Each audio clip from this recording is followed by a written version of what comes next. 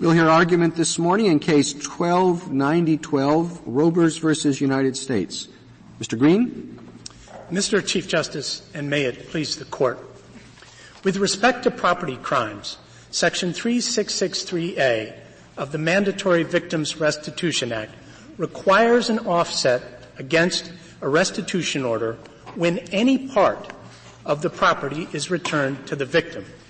This case concerns secured loans for the purchase of real estate. Pursuant to those loans, the lenders took a property interest in the subject real estate, namely the right to foreclose and take title in the event of default. When the lenders foreclosed and took title, that represented a fully realized return of their pre-existing property right. Section 3663A further requires that property be valued as of the date of its return and not at some later date when the lender sells to a third party. When you said fully returned, it wouldn't be fully returned if the debt was greater than the value of the property. The property would be fully returned, and the property right that is the right to foreclose is returned upon the default, Your Honor. Well, let me just make it clear. If the loan is for $300,000, fraudulent loan, fraudulent obtained loan, and the property is foreclosed upon and is worth at the time $200,000, is it your position that the property has been fully returned and that there is no liability for the difference? No, Justice Kennedy, that's not our position. Okay. Our position is only that the property has to be valued at the time that the foreclosure or sheriff's auction takes place. And one more question. Under Wisconsin law, when there is a foreclosure, is there some automatic valuation ordered by the court, or is there an appraiser that automatically is appointed, or do we just decide value based on the bids at the ultimate sheriff's sale?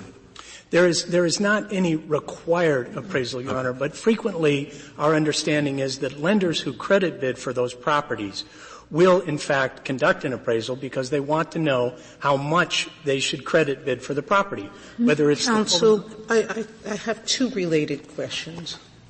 The first is, what your client got was money. And I don't know why it's impossible, impractical, or inadequate to measure the loss by the amount he got and order him or her to pay it. He can pay it on a payment schedule, in any way that the court wants him to pay it. So I don't know why we're in B1 or B2 at all, because I don't see where the impracticality comes in. Answer that. But then secondly, it's not clear to me that we're thinking about this right. There seems to be no dispute that a loss to the victim is the amount that the victim is spending to sell the property and recoup the money. And you don't seem to be taking issue with that. And 3663(2) appears to be the return of the property at sentencing or sometime thereafter. That's right. So it doesn't seem to be controlling earlier return of property. And yet we're sort of stuck in that model that somehow it has to be an either-or, the earlier date of return or on the date of sentencing. But shouldn't be, and this follows up on Justice Kennedy's question, shouldn't it be at the time the investor can reasonably secure something from the return of that property, the date of sale? If we're letting them recoup the expenses of sale, why don't we just simply recognize the value on that date? And if a investor who takes property inadequately decides to hold on to it or with no reasonableness holds on to it or gives it away to their mother or sells it to somebody for a nominal fee, then it should be the date at which they got rid of it, or the day, or the value of the date on the date of return, or something like that, or the date that they should have done something with the property. Why are we stuck on these? Isn't the whole idea is to make the victim whole? Don't you make the victim whole on the day a reasonable investor would have gotten rid of the property?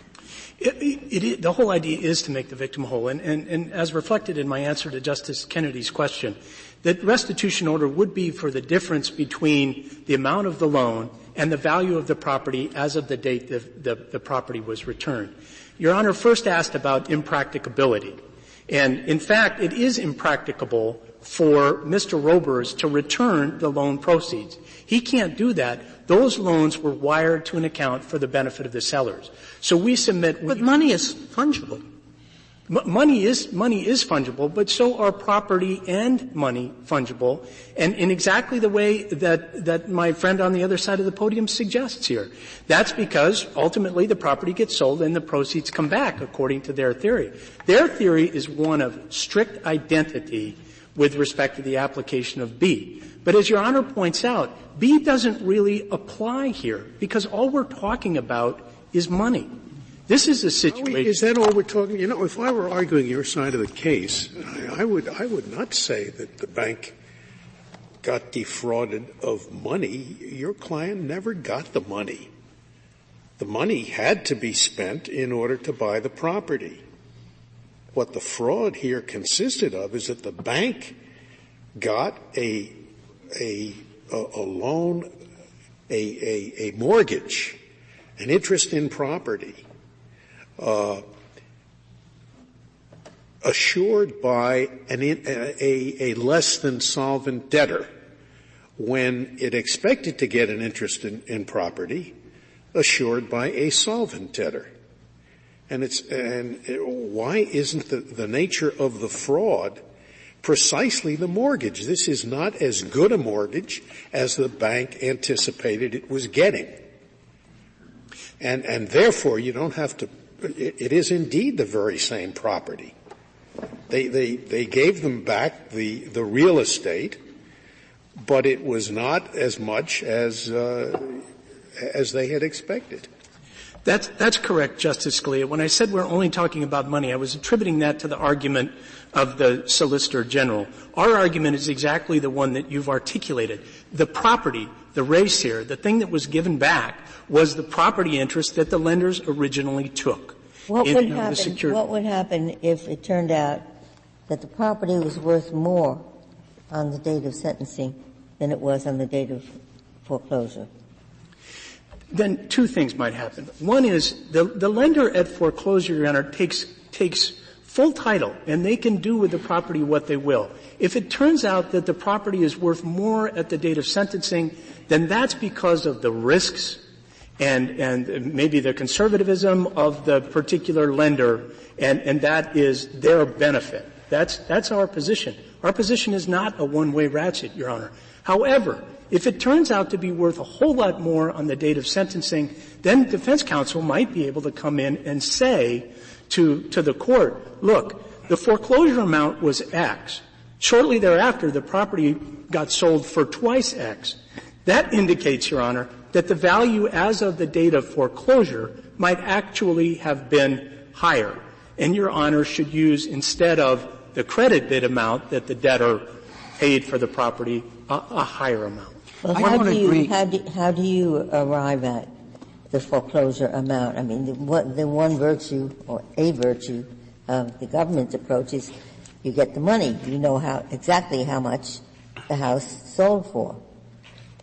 How do you, at the time of foreclosure, there's been no sale, how do you determine the value?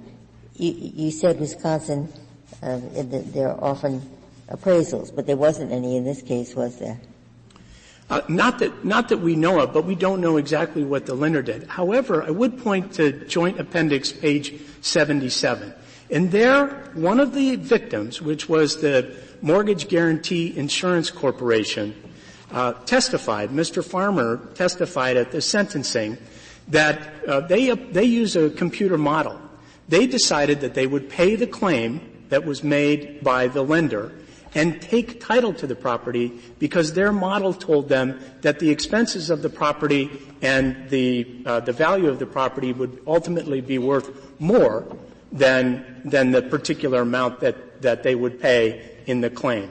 So that's a situation where in this case, where the victim has gone ahead and valued the property using their computer model and accepted the property with an intent. You answer this question? Oh, go ahead. Could you answer, it just happens, not this case, an ordinary case. Defendant goes to Mrs. Smith. Mrs. Smith, I have a bridge I'd like to sell you. Wonderful. Let's go to the account, your account, take out $100,000 and give it to me. She does. Now, it turns out he didn't own the bridge. So, he owes her $100,000. Judge, pay her $100,000. Your Honor, I don't have the money with me. In fact, I don't have it at all. But I also gave her my valuable Babe Ruth bat. And I don't have to give her $100,000. After all, she has the bat. Okay. Now, what happens? The variations on that theme come up every day of the week, I imagine. What happens? In that instance, Your Honor, under our theory. Not under your theory, your practice in this area. I want to know what normally happens. This is a variation, I imagine, of a very common theme. If she accepted the bat. Yes, she did. The bat is on her mantle. If she accepted the bat, then the value of the bat is set off against the $100,000. Perfect. And it comes under A, not B. Wouldn't you say? It comes under A. Because, after all, if he doesn't have the $100,000, does he? So, if you're going to say that means the fact that he doesn't have it, that he can't return it, and we're under B, what B says to do is pay $100,000. So you'd end up not being able to read B. It would be incoherent, I think. So it must come under A, not B. I would have thought so. Well, you have to. They'll read it while I make these criticisms, and then they'll show me on the government side I haven't read it correctly. All right. But in any case, whatever it comes under, we subtract the value of the bat. So why don't we do here just what they do there? But what B tells us to do is when to value the bat. And that's why B actually applies. And is that how the courts have run this? It strikes me as so common that they're supposed to return some money, and in fact, they will return the money, but it has to be less the value of something that's already been given to those individuals. Again, when are we going to value? I guess it would be up to the judge. Right. The judge is not there for something, and the judge would, in fact, normally, if she sold the bat, take the value at the time she sold it. And there is 90 days he can ask her to sell it. Your Honor, I don't want to sell it. I don't want to sell it. It's a Babe Ruth bat. Very well, madam. I will value it for you. We'll call in an assessor. That's at least one way I would expect it to work, and I don't understand why it doesn't work that very same way here. Well, it may work that very same way, in that B tells us value it at the greater of the date of loss or at the date of sentencing. So B. That's my whole point. Yeah. That may not make the seller whole. What makes the seller whole is on the day that he or she sold the item and received money. That's the government's point. Right. That's not the government's point, because the government wants to value it as of the date of the sentencing. But whatever the seller received on the day he or she sold the bat, that's the value that the seller has put on that item. But what if she doesn't sell the bat? That's the question. And then we're in the exact conundrum here that the government creates. Well, not really. Not in this case, because in this case, the property was sold. It was sold late. But it was sold before the sentence. One of the properties was sold quite late, Your Honor, 33 months after the foreclosure took place. Well, that was my question earlier, which was reasonable for that seller to hold on to the property that long. We would say potentially not, Your Honor. The point is we don't know, and the point is Mr. Robers can't foresee it. But before we go there to causation issues, I wanted to address Justice Breyer's point about the bat, because the government's theory of the interpretation of 3663A doesn't allow for that. Their theory is it has to be strict identity. Money is money is money. That's what they keep repeating. They do not allow for a situation in which a defendant, prior to sentencing, offers up some good or property. No, it doesn't. You say, there you go. Look, in the case of an offense resulting in the loss of property, my poor victim lost $100,000. So that's this case. Return the property, i.e., return the $100,000. Okay? That's simple. That's A. So judge says, defendant, return the 100. Now let's try to take B. If return of the 100 is impossible, say because he's broke, then what are you supposed to do? Then pay the greater of the value of the property, which is $100,000, on the date of loss, or pay the $100,000 on the date of sentencing. Now wait, I'm sorry, that makes no sense. If you can't pay the $100,000, then what you have to do is pay the $100,000 or pay the $100,000. I'm sorry. That's why I say that reading it that way to me doesn't make much sense. And therefore I think this is a case of A. It is a case where you simply ordered return the $100,000. And there is implicit in that you don't have to return more than you took. And you already gave her the bat. I mean, the bat counts as some kind of the return. We have to value the bat. It doesn't tell us what to do. It's up to the judge. Well, the bat doesn't count as a return on the government's theory because it's not a return of the same property. Oh, yeah. It's about, you have to give her $100,000. It doesn't say anything about what form it has to take. And our problem is some of it takes the form that isn't cash. And then, as Justice Sotomayor points out, Section 3664 contemplates what the judge can order turned over at sentencing. So our theory allows for evaluation of the bat, whether the value of the bat is greater at the time it's turned over or at the time the loss occurred or at the time of sentencing. The judge gets to decide that under B. And who has the burden of proof? We know the proceeds when it's sold. It's not sold, but you say it has to be valued as of the time of foreclosure. And I think you said someplace in your brief that it's the government's burden to show the value at the time of foreclosure. That's correct, Your Honor. Actually, the statute says that at 3664E, Your Honor. Well, the government's interest, I think, would be to show a low value, right? That's correct. It would be the defendant's burden of production. But do you say the sentencing judge has to call appraisers? I mean, valuation of property is the standard stuff of civil proceedings in condemnation and many other cases. Each side calls appraisers. The appraisers give their judgment, then either the jury or the judge decide. You want that to happen in every restitution case like this? Not in every restitution case, Your Honor, but as you say, courts are well equipped to do it. We're not arguing that it should I'm not sure a sentencing court is well equipped to do it. A sentencing court has to call appraisers?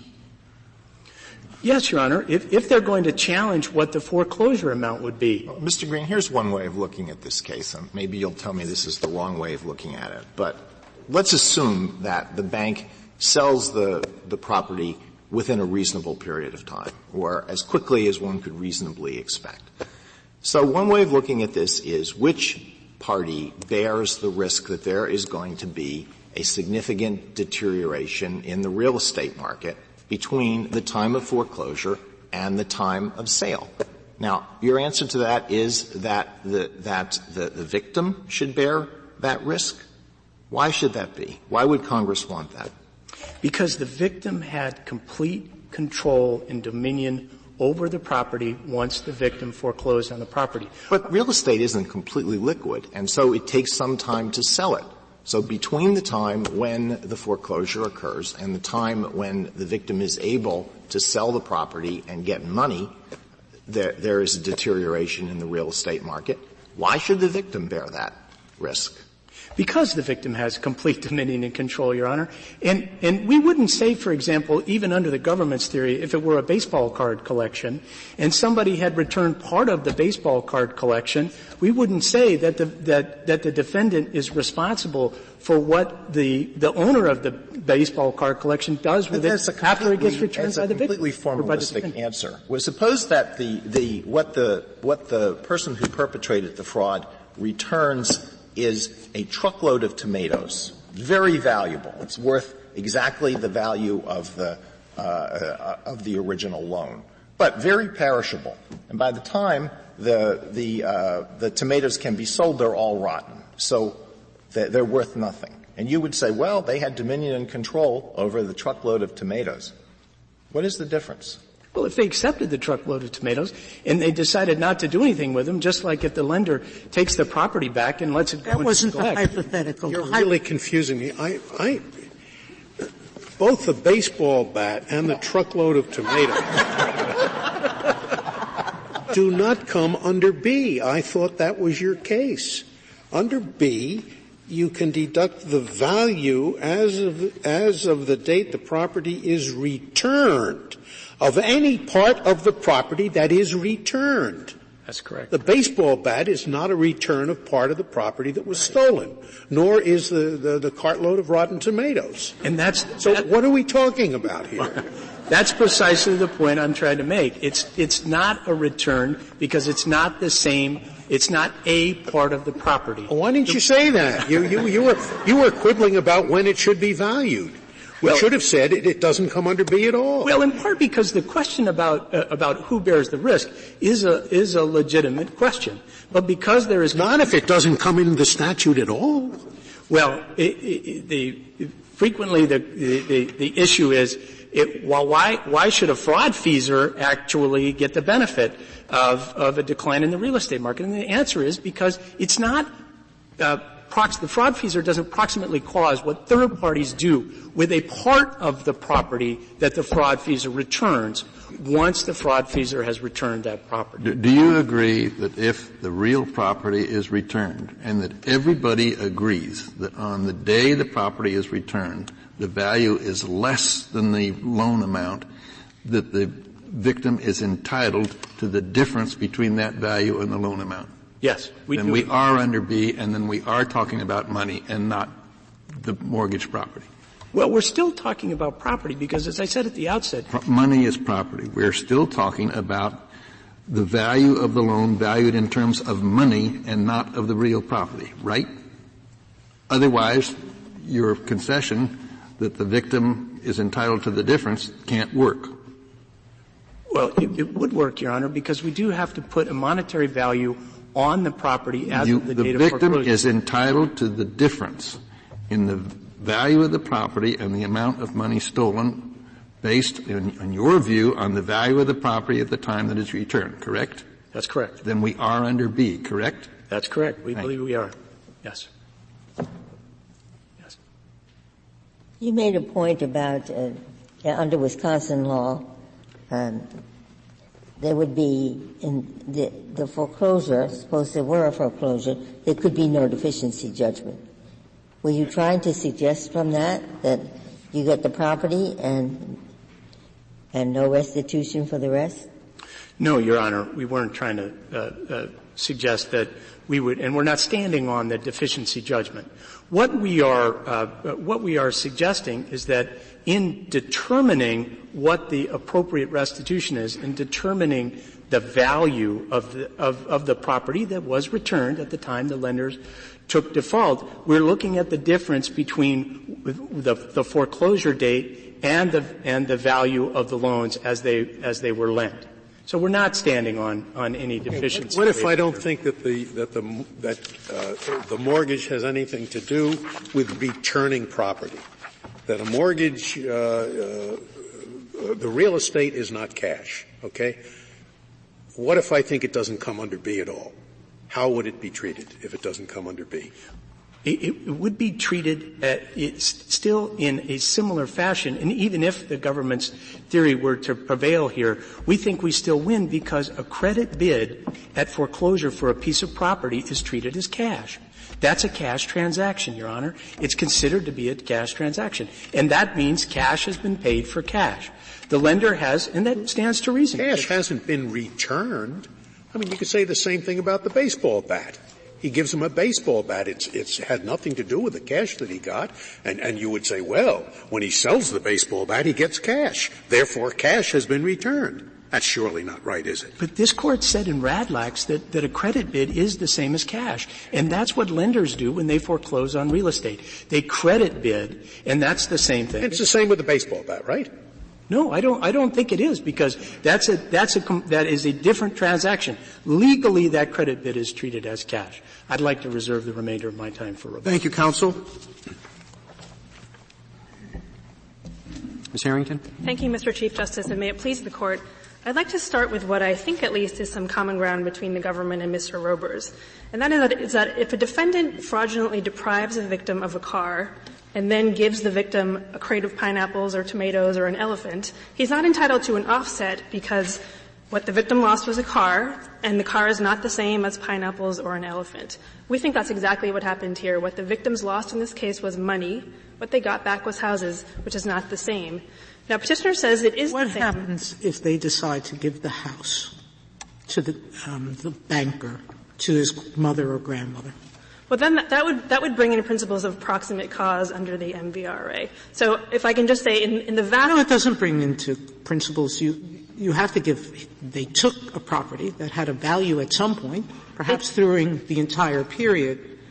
What date does the judge use to determine the value of that house? Well, so in that case, Justice Sotomayor, no part of the property that was lost by the lenders would have been returned to the lenders. And so instead there would be some other property that was returned, which is the houses, and then they would have made an independent choice, which is not the choice that the vast majority of banks make, to do something with the house other than to sell it. And so in that case, the district court would have to use its discretion to value what had come back to the lenders, and probably the best way to do it would be to value it at the time that they disposed of it. But that's not... Yes. The judge would use his or her discretion and decide what would have been a reasonable value of that house at a time when the lender should have sold it. Not when they received it, not when the sentencing happened, not after the sentencing. Right. But on the day the court decides whether a reasonable investor who's taken back the property should have converted it to cash. But I think it's very important to note that that situation would not fall under 3663A, B1, B2. Yes, it's under exactly. 3664, which is quite a different thing. Right, that's a different thing because no part of the property that was lost in that situation was returned to the victim. That's my point exactly. Right, but what we're talking about here is a situation in which some part of the property that was lost was returned to the victim. And the question is, well, what was the property that was returned to the victim? We say it was part of the money that they lost. Mr. Rober says it was the house. But the victims didn't ever own the houses. They never intended to own the houses. They had no interest in having the houses. And so when they got the houses back, no part of the property was returned to them. No part of the property was returned. So, Ms. Harrington, your whole argument really rests on that statutory language. And one of the questions that came up in the last half hour is that the right section of the statute? Now, in your view, which is that the only thing involved here is money, that's all that's involved here, why aren't we under A rather than B? Because Mr. Robers doesn't have the money that he took from the victims, and so... Right, but usually when you don't have money, let's just say I'm a fraud victim, and I get an order of restitution for $100,000, and the fraudster doesn't have the $100,000, he only has $50,000. So the court says, well, now you have to pay the $50,000, and we're going to put you on a schedule of payments, and you're going to pay the other $50,000 over the next year or 2 years, whatever. Yes. Would you think that that's under B? So our view is that 3663A governs the calculation of the loss to the victims, and 3664 governs how the defendant pays back a restitution award. And so in your hypothetical, what would happen is that the court would order the defendant to return the part of the property he took that he still has, the $50,000, and then under 3664A, he would put him on a payment schedule to pay back the rest. So you think that my hypothetical, I'm sorry, is under B, not under A? I do think it's under B, yes. I don't mean to... So any time I don't have enough money to make the victim whole. It's under B, not A. Yes, and you would get an offset for the amount of the money that you returned to the lender. Well, I don't know, but I would have just thought that it was under A for pretty much the same reason that Justice Breyer said. It just doesn't make sense for it to be under B. I mean, essentially you're saying, if return of the cash is impossible, pay the cash under B. That just doesn't – that's not a sensible statutory command. It doesn't make sense if you remember that 3663A is about calculation of the loss at the time of sentencing. And so it's not about, how much of a loss you're going to have once the restitution order has been paid off, because at that point the victim will have no loss. They will have been paid. What you're trying to calculate is what was the loss that we're going to order the restitution for. And so if the defendant still has part of the property that he took, then the court says give it back, and then we calculate the net loss that the victim has. $100,000. Any difference? I mean, it's odd to read B as applying because it says if you can't pay back $100,000, now we're in B, and what B tells you to do is pay $100,000. That's what it says, and then you have to subtract the amount you already gave, which of course you'd have to do anyway. Right, but B says return the property. Return the $100,000. If the property is a bat, you return the bat. If you don't have the bat, you can't return the bat. If the property is $100,000. No, forget their bats. There's just $100,000. No, but if I brought in a certain you brought it up. quality to this discussion, which may not have contributed as much as I hoped. But the point is, imagine it's all money. If it's all money, A applies, that should be the end of it. If you want to apply B, do. But it's a wash. What I'm saying is that the property that was lost is the property that was lost. If the property that was lost was a crate of tomatoes and you don't have it and you can't give it back, something else has to happen. No, but you see, it does make a difference as to whether A or B applies, because your whole argument is premised on the language of B. So if we're not in B, if we're in A, your statutory argument goes away, and then we just try to figure out what offset rules make sense. I mean, there's got to be an offset in A, too, right? Suppose we were under A. It's got to be. You don't think that there's an offset under A? I don't see an offset under A. A just says return the property. If you have the property, you return the property. If I could just give the second half of what I was going to say, Justice Breyer. But suppose another case. Just say the second half. So what I'm saying is, if you have the bat, you give the bat back. If you took $100,000 and you don't have $100,000, you can't return the property.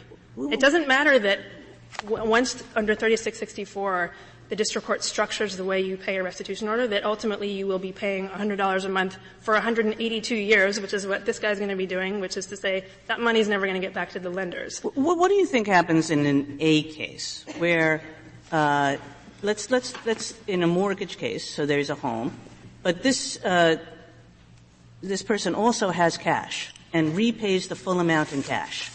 And now the bank has the full amount in cash, but also has this home. And then the bank sells the home. Is the defendant entitled to an offset? The defendant is entitled.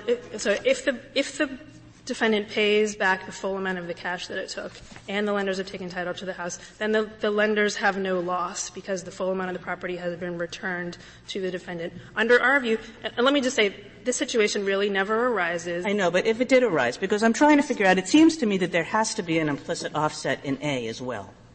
So no, I think the way I think it would come under 3664. And under 3664, district courts have discretion to fashion a restitution order that fits the circumstances of the case. Oh, Ms. Harrington, is it correct, this argument that it's all under A? It has been said that the getting to B is based on this idea. A says if you can't return the property, if you can't return the money, B says return the money.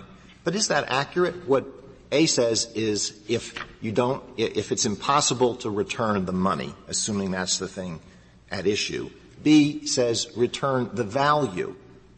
Well, and under 3664, it is possible for the court to order not restitution of money, but restitution of in-kind services. So there can be value can be conveyed in a form other than money. So it isn't circular, is it, in the way that's been suggested? No, I don't think it is. And A actually does not govern situations in which return of the property is not possible. That's all under B, and we really think that that is this case. All right. If you want to read it that way, it's the same problem. It seemed redundant, not circular, but you don't think it's redundant. Okay. Fine. I don't. The same problem is there. You go to 3664, and what happened was, it says in 3664, enter a restitution order, judge. And when you do that, provide for a lump sum payment, or partial payments, or specified intervals, in-kind payments, a combination of payments. It gives the judge a lot of discretion. So I imagine the judge, if he'd already given her back $20,000, would say, now, defendant, pay her $80,000 more. Yes. Now, the problem here is instead of giving her the $20,000, he gave her an in-kind payment. You see, he gave her a baseball bat, or in this case, a house. Right. And so now our question is, how do we value the house? And the statute doesn't tell us. Since that's so, I would have thought you have a very good point.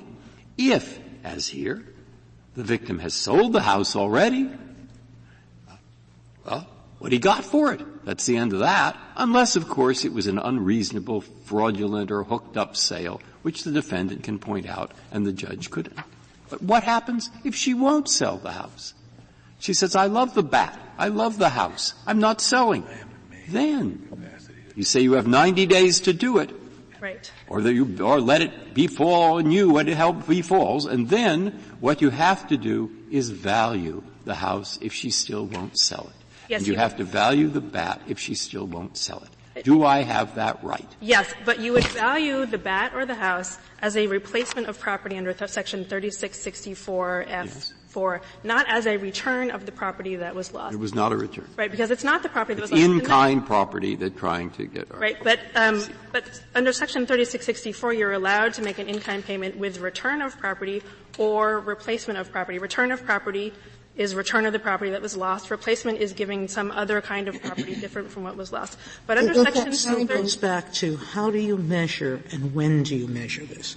It's easy if the property is returned on the date of sentencing or 90 days after, or not returned then, because then the judge could basically figure out what's a reasonable time, the date of sentence, or within the 90 days, the day they sold the property. It's easy when they sell the house because they've gotten back the money, right, which is part of the property. But the question becomes, what happens when the house is done before given over, not as a part of sentencing, but independently?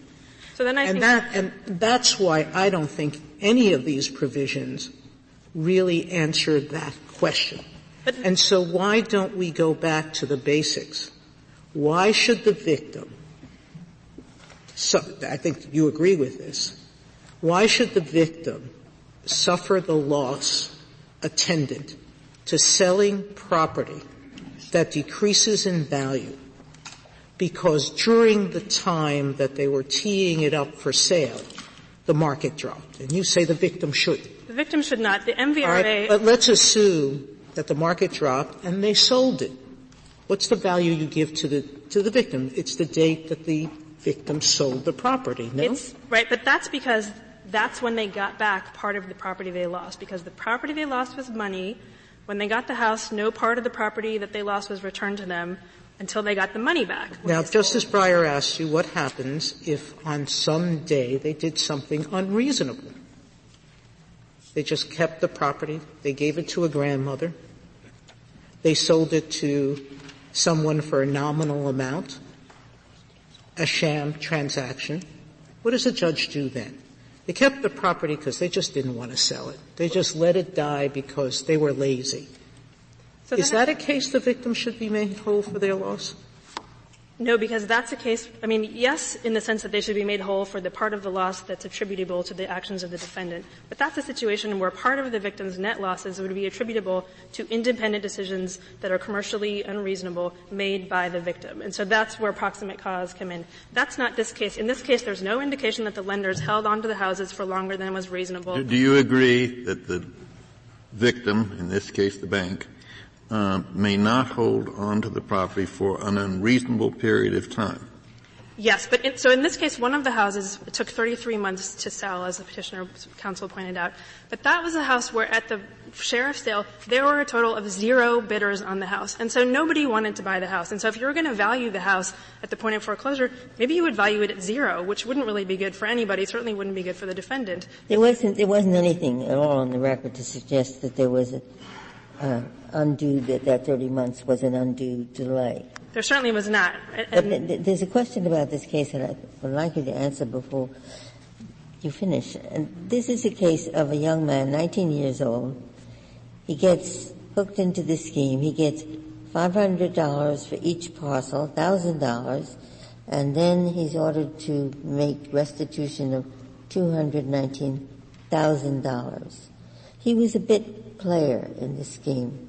What happened to the people who dreamed up this scheme, Little and Valadez? They were ordered to pay a much larger amount of restitution because they were involved in the fraudulent acquisition of many, many more houses than these 2 houses. So, but were they ordered to pay restitution for these 2 houses? They were, and the district court held Mr. Robers and his co-conspirators jointly and severally liable for the losses from these 2 houses.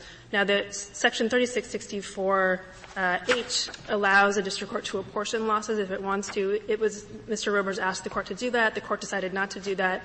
He hasn't appealed that part of the decision to this court, and so that's sort of dropped out of the case. But that is an option under the MVRA. I think I understand now better than I did what his argument is. I see now why you want to go from A, because there are all kinds of property that could be taken, not just money. Right. And they say, now, A's out of it because he wasn't able to return it. So we're in B. And I was saying, well, B requires the same thing. And you say, that's right. So what's the point? Well, you say, but that's how it works for other property anyway. Now, when we get to B, we get that last phrase. They want to make like doubly sure that if, in fact, some of the property had already been gone back, it's going to count. And he's saying, well, it did go back. It was in kind, the baseball bat or the house. And he's saying, now, how do we value that? And you say, well, let's value it the same way as we would value in-kind property were there a list. Is that right, of 3664? And you then go on to say, the simplest thing to do is if they should sell it. And then I say, well, okay, maybe they should, but they don't want to. And then what do we do? And the answer is call in experts like he wants. Now, have I got that right? You've gotten that right, and I just want to add the element that the reason that you do that is when the house goes back to the victim, no part of the property they lost has been returned to them. And I think it's important to recognize that in almost all of these mortgage fraud cases, the bank forecloses on the property long before sentencing. Well, I'm not sure you'd say no part of the property they lost has been returned. What's been happening is they've got some in-kind return. They've gotten different property, but under Section 3663A, it uses the phrase "the property" after it has declared that the property is the property that was lost. And so when you get a house back and you've lost money, no part of the property you've lost has been returned. And again, if I can just say, in these mortgage fraud cases, the banks have foreclosed and sold the houses generally long before sentencing, in this case, even before the defendant was charged with any crime. And banks aren't thinking about restitution when they're taking title to the houses and selling them. What they're thinking is, we want to turn these houses into money because that's what we lost and we want to maximize our return on the houses.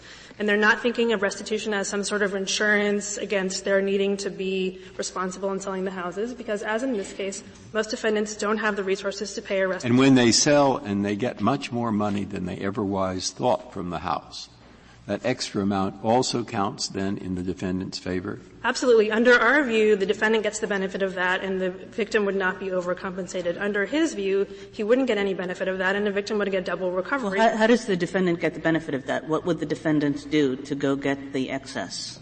Well, again, usually the house has sold long before sentencing, and so if the value of the property has gone up between the time of foreclosure and the time of the subsequent sale, then the offset amount is, again, the amount that the bank gets when they sell the house. And so that's an amount larger than the value of the house at the foreclosure, and the defendant gets a larger offset. So he gets you would agree that over the total amount lost.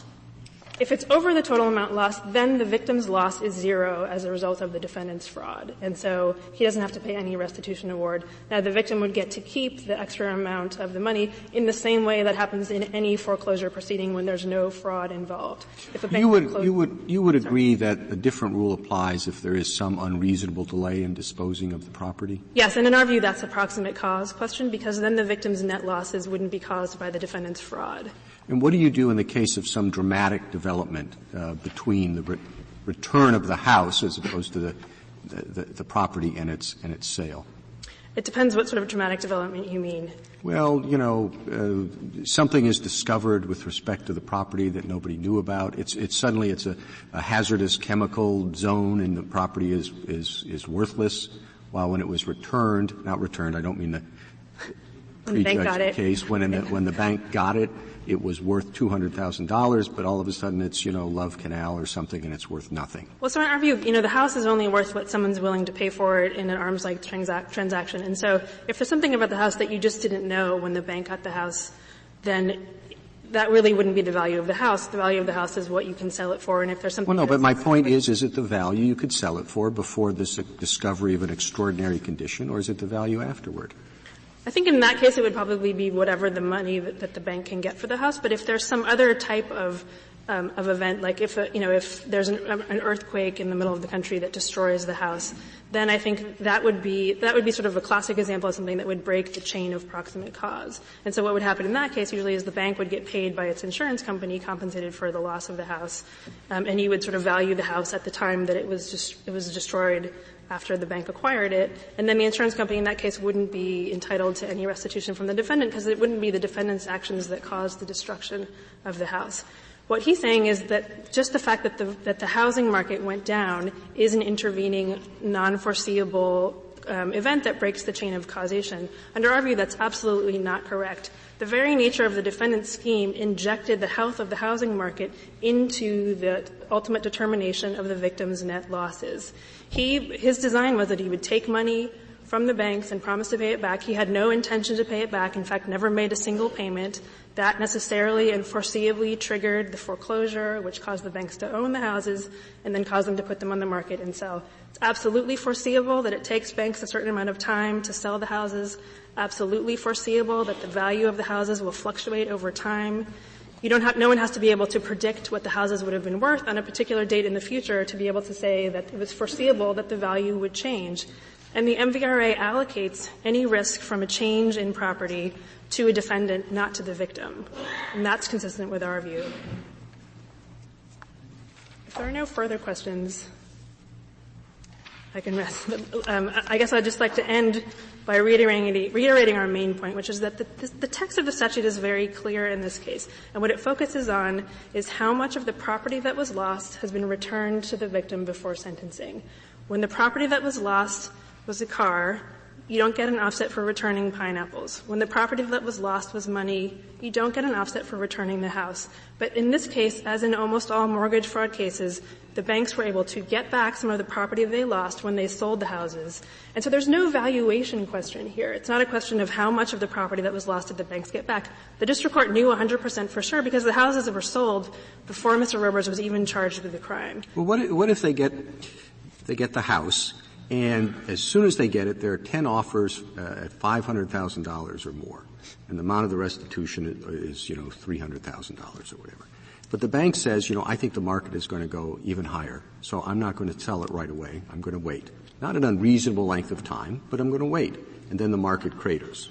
I mean, is it the same rule then that they only get what they were able to sell it for? I mean, as long as what the bank did was commercially reasonable. If the bank makes I know banks like to get rid of property as soon as possible, but they make decisions at some point. Let's wait before we sell this. Is that commercially reasonable? I mean, it's hard to know. You wouldn't want to judge that with 100% perfect hindsight, right? You'd want to say if you were in the bank's shoes at the time it made the decision, was that a commercially reasonable decision? And that that's a decision that would have to be made in those. Why should the defendant here subsidize the banks playing the market? That's what you're saying. No, what I'm saying is that the bank's playing the market. It says, we could sell it for so much now, but it may go up. And you're saying he's paying for the bank's roll of the dice. And so if there really is evidence that the bank is sort of really rolling the dice, then that might be a harder question. Generally, what the bank wants is to turn the house into money, because the bank is not in the business of owning houses, it's in the business of having money. And again, the banks don't have in their mind that they're going to get a restitution payment when they take the houses. What they have in mind is that they're going to take a loss, that they've had to foreclose on a house, it's a bad mortgage. Generally, they're going to get back less for the house than what they got for the mortgage, and if that happens, they consider it a loss, and I think any business person would consider that a loss. And it's perfectly foreseeable that it's going to take the bank a certain amount of time to turn the house into cash. But when that's happened before sentencing, it's really an easy case to apply Section 3663A, because you absolutely know for sure how much of the lost property has been returned to the victim, and it's the amount of money they got for the sale. But if I could just be clear about what you're saying that it's not the sale price when the sale is for a nominal amount. Is that right? Yes. And it's not the sale price if the lender has done something commercially unreasonable? Yes. Is that right? Yes. And so if that's right, and both of those things sound right, but why doesn't that kind of explode your statutory argument? Because then it's not any part of the property that's returned. Because the other parts of the statute have a proximate cause requirement, and so the victim is only entitled to get restitution for the amount of its losses that are attributable to the defendant's criminal conduct. And so if part of the bank's losses, i.e. the smaller amount of the return it gets for selling the houses, is because of the bank's independent action, then that part of the loss is not attributable to the defendant. I've followed you up through here, I think. You're into B. Yes. He's pointing to little 2. Right. And you're saying that really is not relevant here because it's cash. Nope. None of the property was returned. They gave him a house, not the cash. Well, we're saying it's relevant when the bank sells the house, because then part of the property is returned. Well, wait. What they have is the house. They have the house until they sell it, and then they have cash. I see. And so it's the cash they get when they sell the house that is... And that is if they've sold it before the sentencing. Right, which happens in almost every case. Well, let's suppose it doesn't. And they still have it as of the time of sentencing.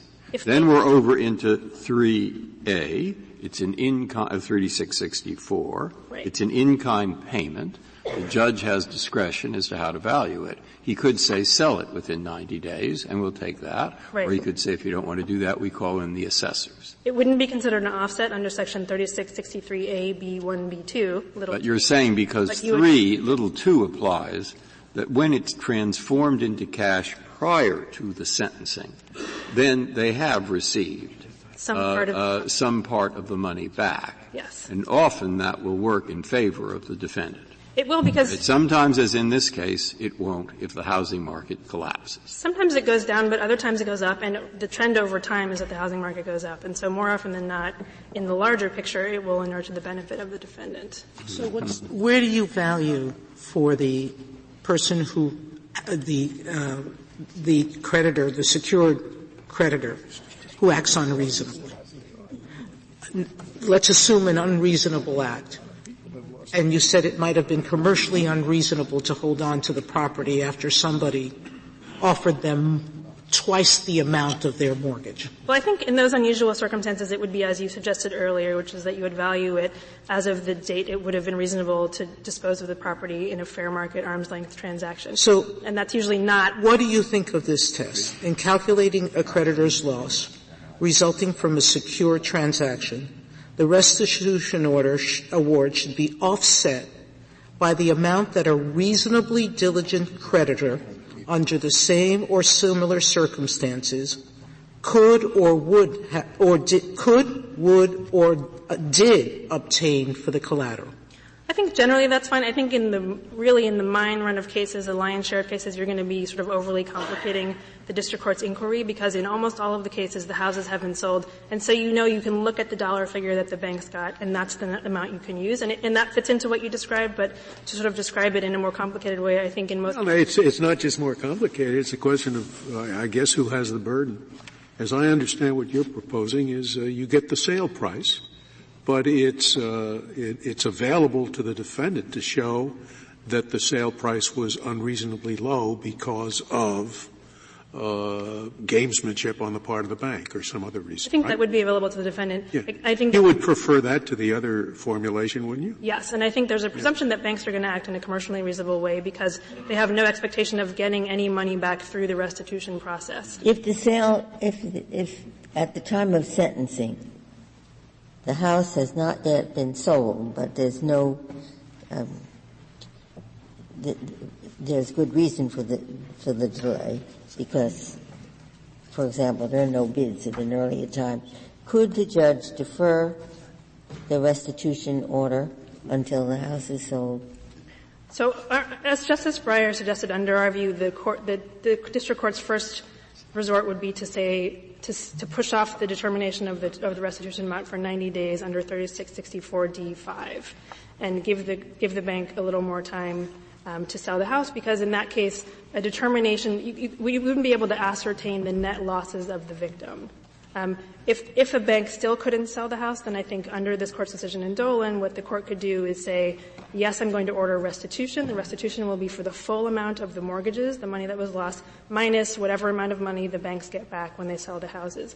And if the bank has not been able to sell the house at that point, it's really to everyone's benefit to give them the chance to do it, because if no one wants to buy the house and you force the district court to value the house at that point, it's going to give it a really low value, and that doesn't help the defendant. It doesn't really help the bank. What does the defendant do if they act unreasonably after that order? Then if the bank does a nominal sale and only gets $100. So then I think the district court would have retained jurisdiction to fill in an amount-related blank for the amount of money the bank got back, and there could be proceedings about what that amount should be. Thank you, counsel. Mr. Green, you have 5 minutes remaining. It's important, Justice Sotomayor and Justice Kennedy, to understand that defendants have no compulsory process in this restitution ordering scheme. So that if there is a delay, Justice Ginsburg, in the ultimate sale of the property, or maybe it's for a nominal amount, or maybe it's for a discounted amount, the defendant has no way to try and look behind that transaction. They can't issue a subpoena. They could call a witness, but it would only be if it was a friendly witness. And here, Benjamin Robers sits with a $219,000 restitution order for which he is jointly and severally liable. As my colleague said, 182 years it takes to pay off. And there's no way for his attorney, us, to get behind the transactions at issue and challenge them. Why don't you just say, hey, I'll tell you what happened here. We gave them a house worth $100,000, and they sold it for $1. And they only want to subtract the $1, the government. But I will tell you something. I would count that house as an in-kind payment. It's in-kind payment, and they were wrong to sell it. And it was worth $100,000. That was totally crooked. They're selling it. And therefore, I want you to say, fine, perfectly right, subtract $1 under little 2, but subtract $99,000 more because of the in-kind payment that was made. Did you say that? No. Because, Your Honor, in an obvious case like that, the defendant would have the ability to point to the facts and circumstances and say, that it doesn't appear to be an arm's-length transaction, Your Honor. And that would be obvious evidence. But much more sophisticated things are going on here, Justice Breyer. This is a situation where if we take a look at the Inlet Shore Drive property, it sells for $166,000, which appears to be quite a bit lower than its value when the bank got a hold of that property. For no reason that Mr. Robers had control over. If that property had been burning down, Justice Alito, he would not have been able to go in and throw a bucket of water on it because that would have been trespassing. He had no dominion or control over that property. So in a situation but the only reason he would have been trespassing is because, in fact, he did not live in the house as he promised the bank he would when the bank gave him the money. Right. So why shouldn't he bear the responsibility for that consequence? Because of the bank's dominion control, because of the situations we've been talking about here, where the bank holds on to the property unreasonably too long, right into the teeth of a great recession. There was no evidence of that in this case, that the bank held on too long. Well, it was 33 months after foreclosure. The foreclosure on Inlet Shore Drive took place in February 2006. The answer that Ms. Harrington gave was that there were no bids. I'm sorry? I think she said there were no bids. There were no bids at the foreclosure sale, but that frequently happens if there's no bids at the foreclosure sale, Your Honor. We don't know, and this is another point about the defendant's discovery. We don't know what happens after the lender takes control of the property. We don't know whether it's taking unreasonable risks or not unreasonable risks. And again, the defendant doesn't have the capacity. The other Is there point, any reason why the sentencing judge, where there's an allegation and maybe a suggestion that there was unreasonable delay or something unreasonable was going on, require the government to provide some substantiation for what happened? There could be, Your Honor. The judge, the defense could ask the judge, Your Honor, please, could we get some discovery here? And it would be completely up to the court whether the court would want to do that or not. But the point is that it's opaque to the defendant. And unless the defendant can come up with something obvious, the defendant would have absolutely no opportunity to produce evidence. The other point I want to make here is a fundamental one, and respectfully, I think we're in talking about baseball bats and pineapples and tomatoes, we're getting lost about what's actually at issue here. This is a secured transaction. This is something that the victim lender agreed to take back in the event of a default. They took a property interest. That's a property interest. This Court said that in Pasquantino. That's a property interest that they took in that particular piece of property. Benjamin Robers did not take $330,000 and say, I'm going to go buy the best house I can with that. The lender said, Benjamin Robers, here is $330,000 in your name so that you can buy this particular piece of property subject to our interest. And so when the default took place, there needed to be a return of that property interest, and it happened. Thank you, counsel. The case is submitted.